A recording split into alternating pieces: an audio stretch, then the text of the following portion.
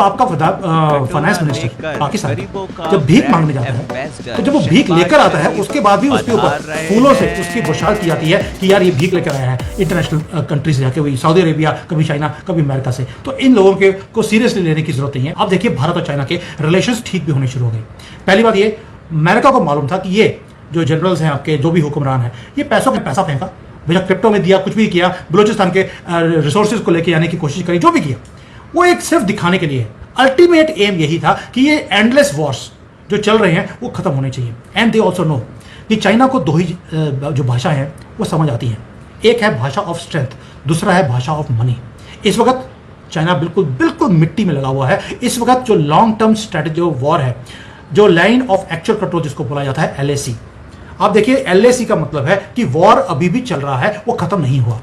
अब चाइना ने पहली बार बोलना शुरू किया है, we are ready to declare it as international border, कि जो हमारे पास है हमारे पास, जो आपके पास है वो है, और इसके ऊपर इससे आगे हम नहीं बढ़ेंगे। तो आपकी जो 60 साल से पुरानी जो ये प्रॉब्लम चल रही है वो सॉल्व हो गई, सिर्फ इसलिए कि आपकी इकोनॉमी डाउन है और डोनाल्ड ट्रंप ने बड़े खूबसूरती से पाकिस्तान को बाहर इक्वेशन से निकालकर रियलिटी दिखा दी और साथ में स्ट्रेंथ भी दिखा दी, और दोनों भाषाएं चाइना को समझ आती हैं। तो इसलिए जो ये भंगड़े डाले जाते हैं, ये वो बेवकूफ़ हैं जिनको ना तो जियो पॉलिटिक्स समझ आती है, ना इकोनॉमी, ना फाइनेंस। ये तो वो लोग हैं, जब आपका फाइनेंस मिनिस्टर पाकिस्तान का जब भीख मांगने जाता है, तो जब वो भीख लेकर आता है उसके बाद भी उसके ऊपर फूलों से उसकी बुशार की जाती है कि यार ये भीख लेकर आया है इंटरनेशनल कंट्री से जाके, वही सऊदी अरेबिया, कभी चाइना, कभी अमेरिका से। तो इन लोगों को सीरियसली लेने की जरूरत नहीं है।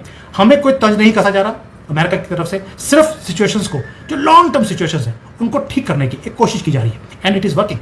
जी अच्छा सुमित जी, आपने ये बात की, मुझे बताइए, क्योंकि आप चीन में हैं, चाइना में मौजूद हैं, वहाँ पे क्या इमोशंस पाए जाते हैं? वहाँ की जो पब्लिक है, वहाँ के लोग हैं, वैसे तो उनको पॉलिटिक्स में इतना इंटरेस्ट नहीं है, या अगर इंटरेस्ट हो भी तो हम तो यही समझते हैं कि वहाँ पे बड़ी पाबंदियाँ होती हैं और पॉलिटिक्स पे बात नहीं करने दी जाती। इस तरह की चीज़ें हैं क्या? ऐसा है, या लोग अपने इमोशंस दिखाते हैं? वो इंडिया के साथ दोस्ती वहाँ के चाइना के लोग चाहते हैं, नहीं चाहते? क्योंकि पाकिस्तान के तो बड़े दोस्त हैं, जो चाइनीज़ हैं वो बहुत ज़्यादा हैं, बहुत बड़ी तादाद में पाकिस्तान में हैं भी। इंडिया के वाले से उनके क्या इमोशंस हैं? देखिए, as far as China is concern, पहली बात आपने 2-3 चीज़ें बिल्कुल ठीक कही हैं कि यहाँ पर अपना ओपिनियन वो चाइनीज़ दे नहीं पाते हैं, क्योंकि कोई प्लेटफॉर्म ही नहीं है। और अगर कहीं आपने कंट्री के खिलाफ बोल दिया या आउट ऑफ द लाइन को लाइन बोल दी तो प्रॉब्लम हो सकती है। तो उस डर के मारे लोग बोलते नहीं हैं। अब कई लोग बोलते हैं यार तुम चाइना में बैठे हो, तुम बोल कैसे देते हो? एक तो भैया मैं हिंदी में बोल रहा हूँ, मैं इंग्लिश में नहीं बोल रहा हूँ, ना मैं चाइनीज़ में कोई वीडियो बना रहा हूँ। और दूसरी बात यह है कि मैं कोई चीज़ कंट्री के अगेंस्ट नहीं बोल रहा हूँ, जो है वैसा ही बोल रहा हूँ। जो पब्लिक डोमेन में चीज़ें आती हैं मैं वो चीज़ों को देता हूँ। मेरे पास कई ऐसी चीज़ें भी हैं जो पब्लिक डोमेन में नहीं है, मैं उनको टच ही नहीं करता। तो मुझे मालूम है कि रेड लाइन क्या है। As far as emotions are concern, मैं खुद एक चाइनीज़ के साथ मेरी मैरिज हुई है, तो हमारी रेगुलरली डिस्कशंस होती हैं इसके ऊपर कि what do they think about India. Chinese के अंदर एक ही चीज़ है, उनको लगता है कि अमेरिका भी हमारे नीचे है, पाकिस्तान की तो कोई औकात ही नहीं है, और भारत भी अभी उभरता हुआ है, अभी उभरा नहीं है। As far as their personal opinion is concern is that अभी टाइम लगेगा भारत को हमारा मुकाबला करने में। कोई बहुत बड़ी इकॉनमी है, उसको वहाँ तक पहुँचने के लिए बहुत मेहनत करनी पड़ेगी, अभी टाइम लगेगा। But they also see India as a competition, not as a threat but as a competition, कि ये आगे जाकर भारत ही है जो इनके साथ कॉम्पीट कर सकता है या इनको थोड़ा सा मुकाबला दे सकता है। As far as economy is concern, इनको मिलिटरीली इनको नहीं मालूम कि इनकी मिलिट्री कैसी है कैसा नहीं है, they have absolutely no clue. बस हाँ, मैं पहले बोला आपको, चाइनीज़ को जो भाषा है वो पैसे की, वो बहुत अच्छी तरह से समझ आती है। तो दे अंडरस्टैंड कि भाई आगे जाकर भारत के साथ मिलकर अगर काम किया जाएगा, हम इनके पास हार्डवेयर है तो हमारे पास सॉफ्टवेयर है, अगर ये दोनों इकट्ठे हो जाते हैं, this is what people in the industry and common people they understand. ये दोनों इकट्ठे हो गए, दुनिया को हम अपनी उंगलियों पे नचा सकते हैं। And this is exactly what I foresee, कि अगर अभी दोनों कंट्रीज ने, चाइना ने और भारत ने, अपने मूव्स को अच्छी तरह से खेला, हम पूरी दुनिया को अपने उंगलियों पे नचा सकते हैं। 2.8 बिलियन पीपल, 8 बिलियन की पॉपुलेशन है पूरी दुनिया की, और चाइना की और भारत की मिला लें तो 2.8, ऑलमोस्ट 30-35% दुनिया की पॉपुलेशन हमारे पास है। जीडीपी दोनों की ऐड हो जाए तो भी हम एक बहुत बड़ा जंक हमारा बन जाता है। 4 ट्रिलियन की हमारी है, 18-19 की चाइना की है, ऑलमोस्ट $25 ट्रिलियन की हमारी इकॉनमी बनती है। दोनों बहुत बड़ी कंजम्पशन की मार्केट्स हैं, हमें तो कहीं और सामान बनाकर बेचने की जरूरत नहीं है, हम खुद ही कंज्यूम कर सकते हैं, बना भी सकते हैं, रिसोर्सेज भी हैं और ऊपर से कंज्यूम भी कर सकते हैं। तो इससे बड़ी फोर्स क्या हो सकती है? इसीलिए हमेशा जितने भी वर्ल्ड पावर्स थी, डीप स्टेट था, उन्होंने कोशिश किया कि कभी भी चाइना और भारत इकट्ठे ना हो, लेकिन वो दिन आ रहा है। We are seeing that some progress is happening. मैं हमेशा बोलता हूँ कि अभी बहुत काम करने वाला है। दोनों तरफ से मिसट्रस्ट है, भारत की तरफ से बहुत ज़्यादा मिसट्रस्ट है, क्योंकि हमारे ऊपर पहले भी एक बार युद्ध इन्होंने अननेसेसरली कर लिया था हमारे साथ। तो अभी भी बहुत फूक फूक के हम कदम रख रहे हैं। We have already given 3 options to China कि भाई आप ये पहले चीज़ें ठीक कीजिए, उसके बाद हम आपके साथ बात करेंगे। और 3 ऑप्शंस भी जो है बड़ी इंटरेस्टिंग है। एक हमने बोल दिया कि आपका हमारे साथ $100 बिलियन का तो डेफिसिट है, इसको खत्म कीजिए। जो आपने चाइना से माल भारत आ सकता है, लेकिन भारत से माल चाइना नहीं आ सकता। वांग ही अभी आए थे यहाँ पर, जो फॉरेन मिनिस्टर हैं, उन्होंने ओके कर दिया। और यहाँ पे मैं गर्व के साथ बोल सकता हूँ कि भारत का जो मेड इन इंडिया का प्रोडक्ट है वो चाइना में आना भी शुरू हो गया है ऑलरेडी। दूसरा, हमने बोल दिया कि बॉर्डर के ऊपर जो तनखी है इसको कम कीजिए, इसको इंटरनेशनल बॉर्डर बनाइए। जो ये बोलते हैं कभी कि ये लद्दाख हमारा है, कभी अरुणाचल है, कुछ नहीं है। जो है वो हमारे पास है और हमारा ही रहेगा। ये आप इंटरनेशनल बॉर्डर इसको डिक्लेयर करो and we will move forward. और थर्ड है कि हमें अब आपकी पार्टनरशिप की, आपने बोला है तो पार्टनरशिप कीजिए। Bring your technologies, bring your money.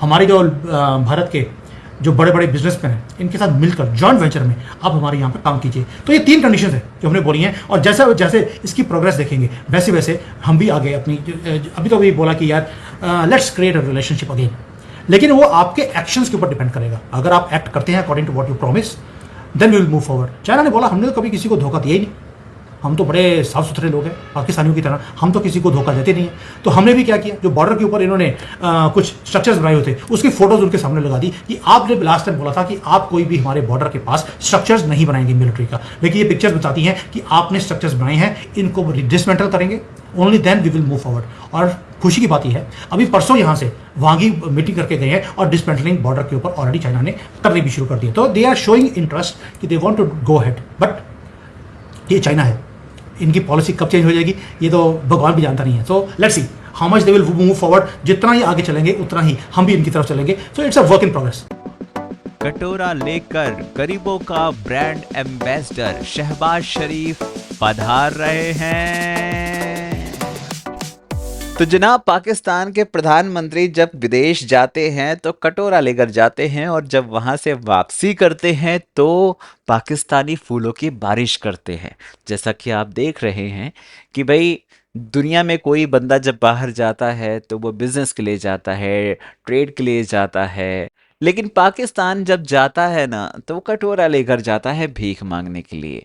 ये जो फूल बरस रहे हैं ना, वो इसी कटोरे की इज्जत में बरसाए जाते हैं जो हमेशा शहबाज के हाथ में रहता है। समझ रहे हैं? दुनिया की राजनीति में इधर बदलाव हो रहा है। इंडिया और चाइना जो हमेशा हमेशा आमने सामने रहते थे, वो आज मिल रहे हैं, धीरे धीरे बातचीत की तरफ बढ़ रहे हैं, समझौते की तरफ बढ़ रहे हैं। इंडिया कह रहा है कि भाई हम आत्मनिर्भर बन रहे हैं, टेक्नोलॉजी और इकोनॉमी में आगे बढ़ रहे हैं। चाइना कह रहा है भाई हमें भी बड़ा भाई चाहिए, चलो इंडिया के साथ हाथ मिलाते हैं, जो हो गया सो हो गया, छोड़िए, अभी मौका है, साथ में मिल बैठते हैं। लेकिन पाकिस्तान कह रहा है भाई इंडिया और चाइना साथ में आ गए, अब हमारा कौन है? पहले तो चाइना को ये बाप बनाकर घूम रहे थे, लेकिन चाइना तो भारत के साथ में आ गया, कोई ना कोई तो चाहिए। तो ये फिर से दम हिलाते हिलाते अमेरिका के पीछे पीछे घूमने लगा और कहने लगा कि भाई हमारा ये पुराना नुस्खा है, अमेरिका की गोद में जाकर बैठ जाओ और वो हमें थोड़े डॉलर दे देगा, आईएमएफ से भी हमें बचा लेगा। उधर अमेरिका भी सोच रहा है कि भारत जिस तरह से तरक्की कर रहा, भाई कोई तो कोई लोचा हो सकता है, चलो ठीक है कोई बात नहीं, कुत्ते को फिर से याद किया जाए। इसीलिए उसने फिर से आसिफ मुनीर को बुला लिया अपने पास में। देखो बात यह है कि पाकिस्तान की जो गवर्नमेंट है ना, वो हमेशा अपनी अपनी जनता को एक सपना दिखाती है कि भाई हमारी ना किस्मत बदलने वाली है। ठीक है भाई, कटोरे से ना किस्मत बदलती नहीं है, बस आपका जो कटोरे का साइज है ना वो बदल जाता है। आप सऊदी अरब जाते हैं, चीन के पास जाते हैं, उसके बाद अब अमेरिका के पास भाग रहे हैं, किस लिए? सिर्फ और सिर्फ भीख मांगने के लिए कि कोई इन पर रहम कर दे और उसके बाद इनको पैसा मिल जाए। इनने काम धंधा तो कुछ करना नहीं है, कोई इन्वेस्टमेंट नहीं, कोई डील नहीं। भारत के साथ ये लड़ने के लिए सोचते हैं भाई भारत ने तुम्हारा क्या बिगाड़ा है, क्या करा है तुम्हारे साथ में, ठीक है, लेकिन नहीं, लड़ना है, क्योंकि सारी जो इनकी हुकूमत है वो सिर्फ और सिर्फ भारत के ऊपर टिकी हुई है। समझ रहे हैं? ये जो ये लोग कहते हैं ना जज्बे वाली कौम, ये जज्बा भारत के खिलाफ न दिखाते हैं, और कुछ नहीं है इनके पास में। इनकी जनता सोचती है भाई हमारे प्रधानमंत्री जहाँ जाते हैं कुछ बोल देते हैं, बंदा भर कर दे देता है, तो जाहिर सी बात है हमारे प्रधानमंत्री की कितनी इज्जत है, ठीक है, कि कोई मना नहीं कर पाता है। भाई राह चलते ना आप लोग भी अगर कहीं जा रहे होंगे, रास्ते में कोई भिखारी आ गया तो 1-2 रुपए तो पकड़ा ही देते ना। वही पाकिस्तान के साथ में हो रहा है। भाई इंडिया जहां आज पहुंचा है ना, वहां पहुंचने के लिए हमने सालों साल मेहनत करी है। स्टार्टअप्स है, टेक्नोलॉजी है, डिफेंस है, स्पेस है, हर जगह इंडिया का अब नाम आप देख रहे होंगे। लेकिन पाकिस्तान का हाल ऐसा है दोस्त कि कल के इनके कटोरे पर अगर टैक्स लग जाए तो पूरा इनका बजट बैठ जाएगा। और आप ये भी छोड़ो, कटोरा मैनेजमेंट के नाम से इनके यहाँ एक कोर्स तो शुरू करवा दो, सबसे ज़्यादा नोबेल प्राइज़ भी वहीं से आएंगे। क्योंकि लोग मान चुके हैं कि हम भिखारी कौम हैं, ठीक है, इसके अलावा हमारे साथ में कुछ नहीं है। इसीलिए दुनिया इनको गरीबों का ब्रांड एम्बेसडर तक मान चुकी है। आप लोग क्या कहते हैं कमेंट करके बताएं। चैनल पर नए हैं तो चैनल को सब्सक्राइब करें, इस वीडियो को लाइक करें और शेयर करें। जय हिंद, जय भारत।